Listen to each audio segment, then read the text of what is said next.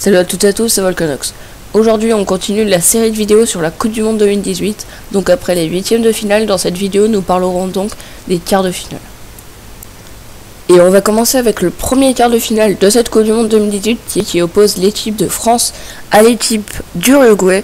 Donc c'était un quart de finale assez prometteur avec une équipe assez bonne en défense, et l'équipe uruguayenne qui s'était pris à l'heure du match seulement deux buts début de la compétition, et de l'autre côté on a une équipe de France assez homogène, assez forte dans tous les domaines, et du coup c'était un quart de finale qui allait vraiment, je pense, donner du spectacle.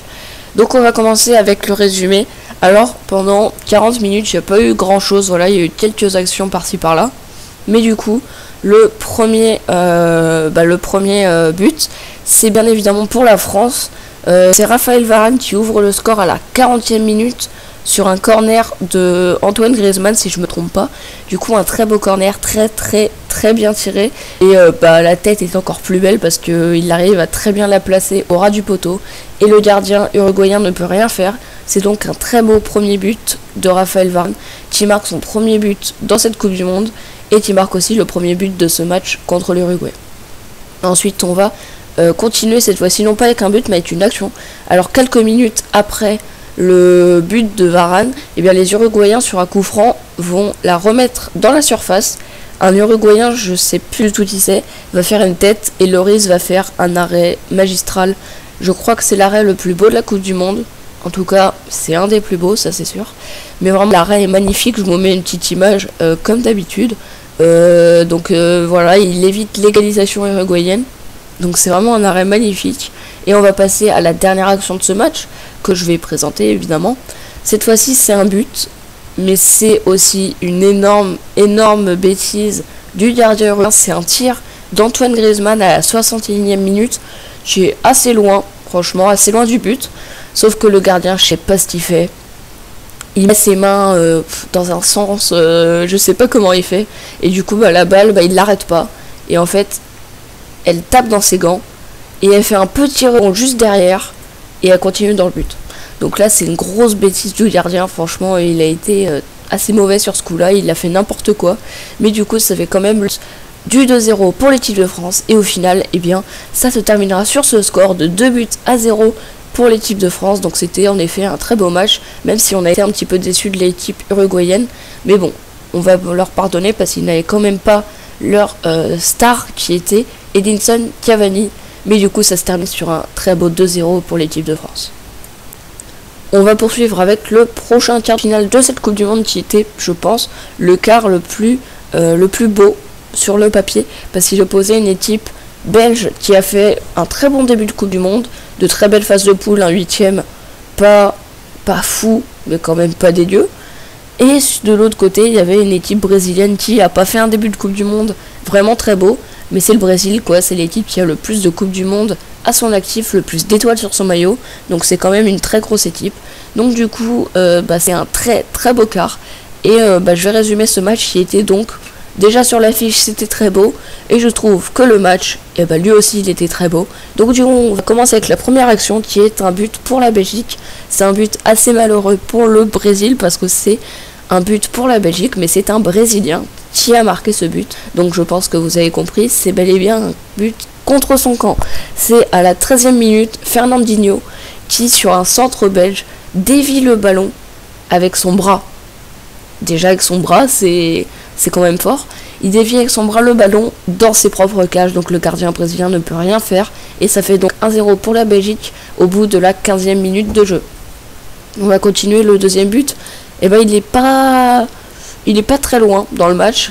Il est à la 31e minute. Or là c'est un très beau but, je trouve. Voilà, c'est un but qui est quand même très beau. C'est un but de Kevin De Bruyne. Donc là je vais vous mettre une petite image. Je sais pas si je vais trouver une image du but, mais en tout cas c'est un très beau but que si vous voulez voir, vous pouvez aller voir sur internet parce qu'il vaut vraiment le coup, je trouve. Un très beau but de Kevin De Bruyne qui donne donc le but du 2-0 contre le Brésil. Et donc le Brésil qui va réagir malheureusement un petit peu tard.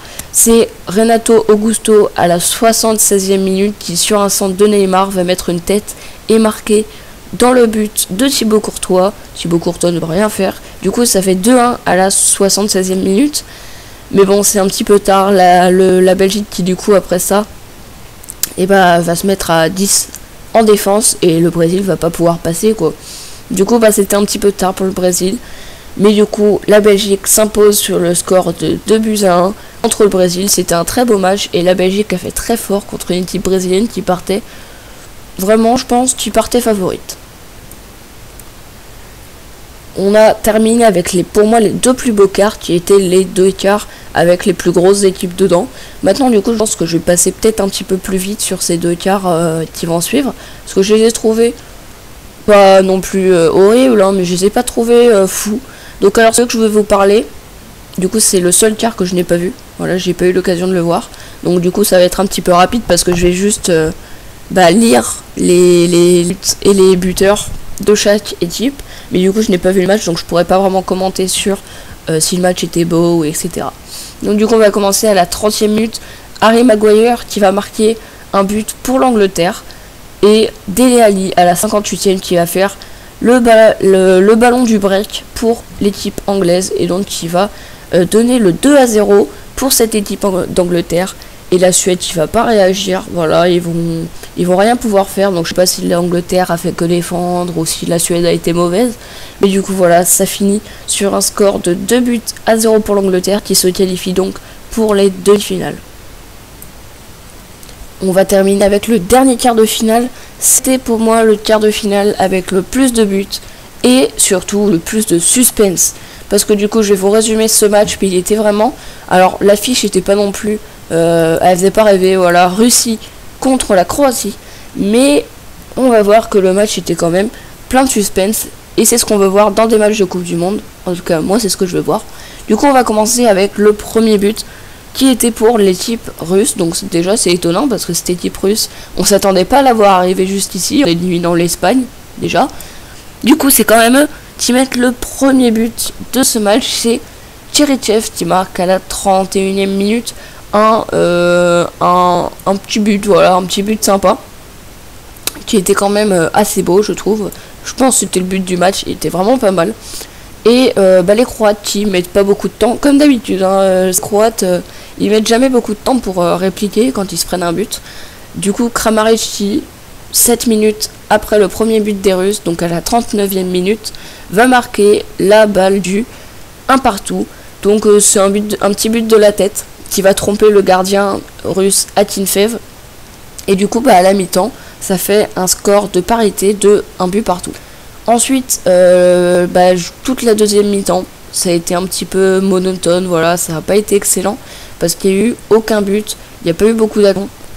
Et donc ça termine au bout de ces 90 minutes sur un score de 1-1. Donc ça veut bel et bien dire qu'il y aura une prolongation. Donc les prolongations commencent assez bien, parce que 10 minutes après le début de ces prolongations, Domagoj Vida, donc le défenseur croate, marque un but de la tête sur corner, il me semble, en tout cas c'était un centre, donc il marque avec sa tête un but, voilà, il marque un but contre le gardien russe à la 100e minute, pile à la 100e. Et du coup les Russes qui, dans un moment, voilà, on s'y attendait pas, on pensait pas qu'ils allaient revenir parce qu'on les sentait un petit peu mous. Donc attention, Mario Figueira Fernandez, ça fait pas très russe hein, d'ailleurs, qui à la 115e minute va marquer le but qui va égaliser contre la Croatie. Donc là je pense que ça a soulagé tous les Russes, parce qu'on s'attendait vraiment pas, parce que la Croatie menait, les Russes étaient un petit peu fatigués je trouve, mais quand même il arrive à égaliser. Et donc 5 minutes juste avant la fin de ces prolongations, et du coup ça va encore une fois donner une séance de tir au but. La Croatie et la Russie, c'est deux équipes qui ont eu beaucoup de séances de tir au but, enfin beaucoup, du coup ils ont eu sur 2 matchs ils ont eu 2 séances de tir au but, parce qu'en 8e et en quart, toutes les deux équipes ont eu des séances de but, donc les deux équipes s'y connaissent bien. Et du coup, la séance de tir au but qui se solde sur un score de 4 tirs au but pour la Croatie contre 3 pour la Russie. Donc c'est, je crois que d'ailleurs c'est Fernandez, le buteur russe de la 115e minute qui va rater son penalty et donc qui va faire perdre son équipe. Mais du coup c'était quand même un très beau match avec beaucoup de suspense. Et ça c'est ce qu'on veut dans une Coupe du Monde. Et voilà, cette vidéo sur les quarts de finale de la Coupe du Monde 2018 est à présent terminée. J'espère qu'elle vous aura plu. En tout cas, j'ai essayé d'être un peu plus rapide que sur les vidéos des huitièmes de finale, donc il y avait plus de choses, mais il y avait moins de matchs, donc normalement ce sera moins long, en tout cas j'espère. Et du coup, n'hésite pas à liker et à t'abonner si c'est pas déjà fait pour plus de contenu comme ça. La prochaine vidéo sera donc sur les demi-finales de cette Coupe du Monde, les demi-finales qui seront France, Belgique et Croatie-Angleterre, de belles demi-finales qui ont été de très beaux matchs. Donc du coup, voilà, on se retrouve pour cette prochaine vidéo. Ciao tout le monde.